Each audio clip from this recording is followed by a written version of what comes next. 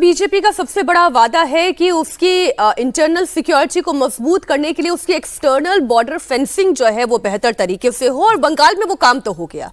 बिल्कुल, और बिहार में भी हो रहा है, बंगाल में भी हुआ। अभी हम लोगों ने कल ही देखा, कल या परसों बिहार में एक आईजी बॉर्डर का एक पद क्रिएट किया गया है जी। ये नहीं होता था पहले। एक आईजी बॉर्डर अपॉइंट होगा जो सीमावर्ती इलाके हैं, सीमांचल के इलाके में, जो किशनगंज, अररिया, कटिहार, इस इलाके में, वहाँ के लिए एक आईजी अपॉइंट हुआ, आईजी लेवल का एक अधिकारी।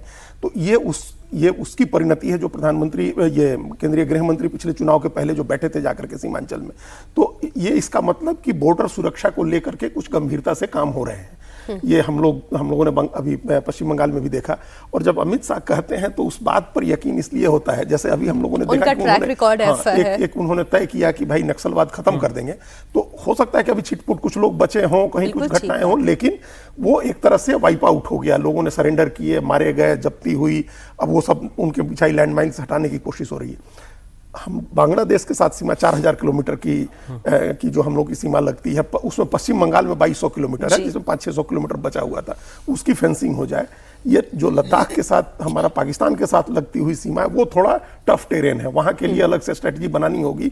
और हम लोग शुरू से, बहुत पहले से ये बात देखते आ रहे हैं कि सर्दियाँ शुरू हो, बर्फ जमनी शुरू हो, उसके पहले सीमा पार से घुसपैठ होती है। घुसपैठिए आ जाते हैं इधर, ताकि वो पूरे साल फिर चुके उसमें हिमालय है हमारा, एक तो प्रहरी उधर रोक लेता है। तो उसको कैसे ठीक करेंगे कि एक अगर घुसपैठ रुक जाती है तो जो सेना तैनात है लद्दाख से लेकर के जम्मू कश्मीर में, उनका काम भी काफी आसान हो जाएगा। बिल्कुल ठीक। और वो हमारे यहाँ फिर दूसरी गतिविधियां जो है विकास की, उनके लिए, और वो जो सीमा पार से फायरिंग होती है, देखिए किस लिए ड्रग्स की भी रोकथाम के लिए ये बहुत जरूरी है, क्योंकि जब आप सेंसर लगा देंगे तो इस तरीके के भी जो इन्फिल्ट्रेशन हो रहे हैं वो भी पूरी तरह से बंद हो जाएंगे।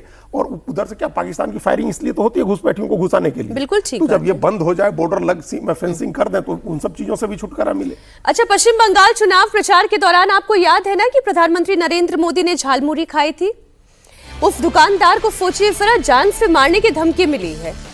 झारग्राम में पीएम मोदी को झालमुड़ी खिलाने वाले दुकानदार को पाकिस्तान के नंबर से जान से मारने की धमकी मिली। दुकानदार को 19 मई को धमकी वाला फोन आया और बाद में मैसेज के जरिए भी धमकी आई। धमकी की शिकायत के बाद झालमुड़ी बेचने वाले विक्रम साव की दुकान की सुरक्षा बढ़ा दी गई है।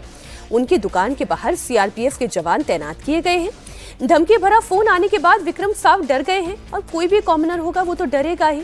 और फिर उन्होंने इसकी जानकारी लोकल पुलिस स्टेशन को दी। विक्रम साव को फोन और मैसेज के जरिए जान से मारने की धमकी मिली। पुलिस अब मामले की जांच कर रही है।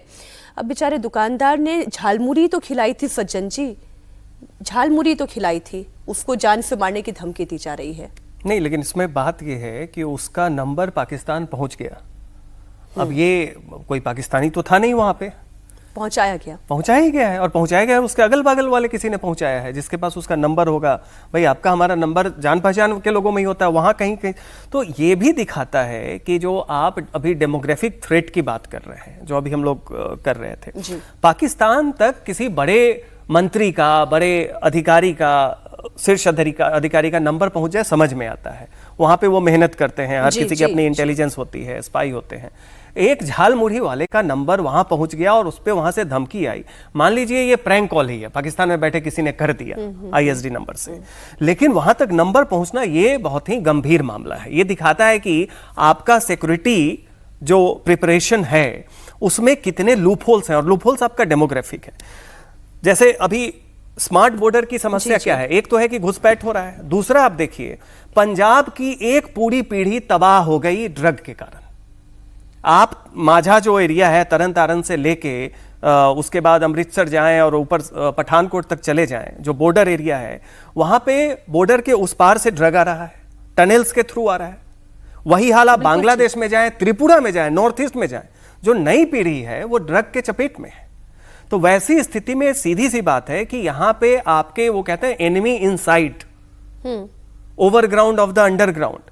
ये सब भी दिखाता है कि झालमुड़ी प्रकरण तो समझ, हम लोगों को भी प्रैंक कॉल आते हैं बहुत बार कि ये ले लीजिए, वो ले लीजिए, डिजिटल फ्रॉड का। यहां है कि उसका नंबर वहां पहुंच जा रहा है, तो ये अपने आप में दिखाता है कि रीच कहां तक है।